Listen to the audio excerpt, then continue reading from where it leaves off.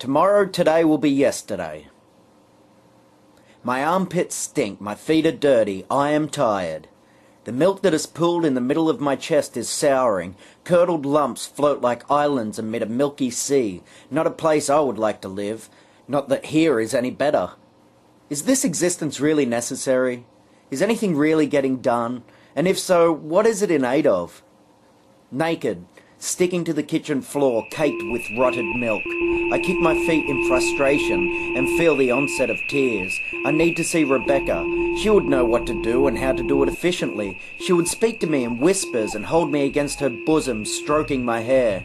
It would not bother Rebecca if I were covered in the stench of off milk. Rebecca smells slightly like this herself. Oh, she is elegant, and I miss her. She lays naked with me on the kitchen linoleum. Curdled milk bits are caked between her breasts. Her delicate toes wiggle about the end of her soft feet. Rebecca's feet are not dirty, they are fine, and I run my fingers over the hairs that sit atop of them. Mesmerised by their purity, I continue the play of my fingers by slowly placing each one in between her toes. Sweat collects there. It acts as a temporary substitute lubricant for my fingers and her toes. I look up at her. With each bat of her eyelids, claps of thunder come bearing down upon me. I use my arms to shield myself against her immense powers. They are of no use and disintegrate before my eyes. Unshielded now from the fury that is Rebecca's charm, I feel vulnerable and frightened.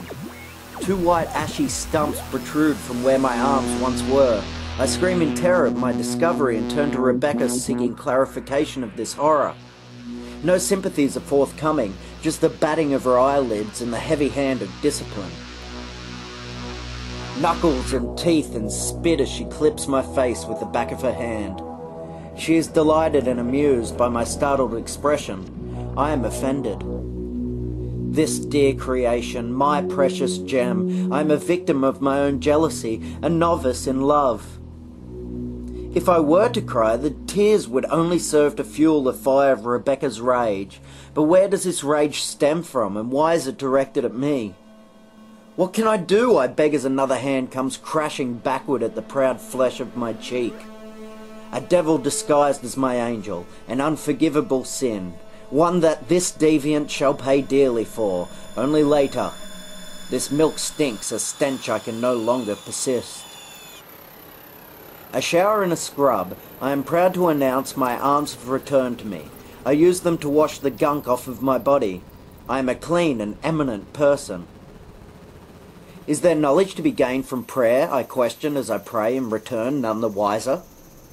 Without sadness there can never truly be happiness. Without happiness there can never truly be love. Without love, I would simply not exist. Nor would Rebecca. Our entities conceived in love and not haste. Existence is but circumstantial, it just happens to be. No one said it this way, it could never be imagined, never be tamed. Supervision is the foundation of knowledge. My eyes sweep back and forth, receiving and acknowledging the reactions of actions, and in turn creating my own. History, present and past. It is hard to distinguish each from the next, or last. Today was once tomorrow, and tomorrow today will be yesterday. So is each day any different from the last? Or the next? $3.25 swims out of her mouth as if she were the god of the heavens I so dearly dream of. Today will only be once, but will it not be again when I come to reflect on it? I can see her whenever I please. She has no powers over I, the master of nothing. The master of nothing can never control, the plot can never be revealed. It lies dormant in my gut, waiting patiently for its birth. I am forever in labour, begging for its immediate removal. Cut it from me and lay it out for all to see. They read from my insides, taking my innermost properties as their own to bask and play in.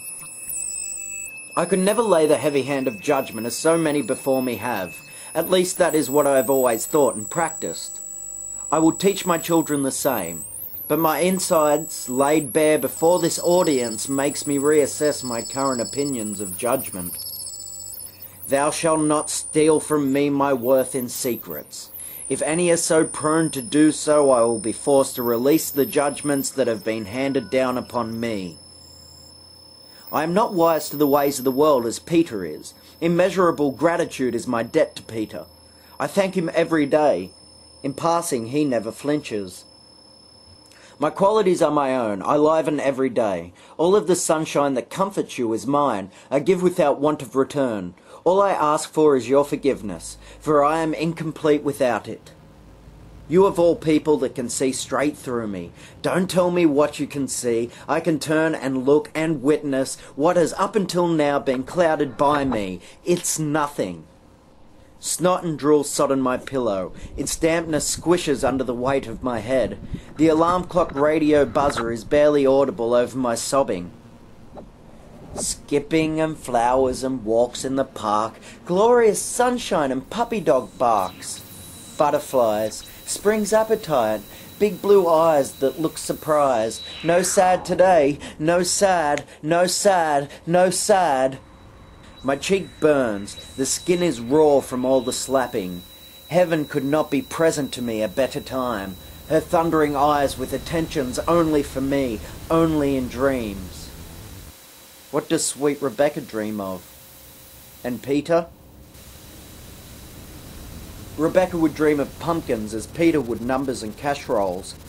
Their thoughts will never carry me. I am sorry if my thoughts have ever shadowed them.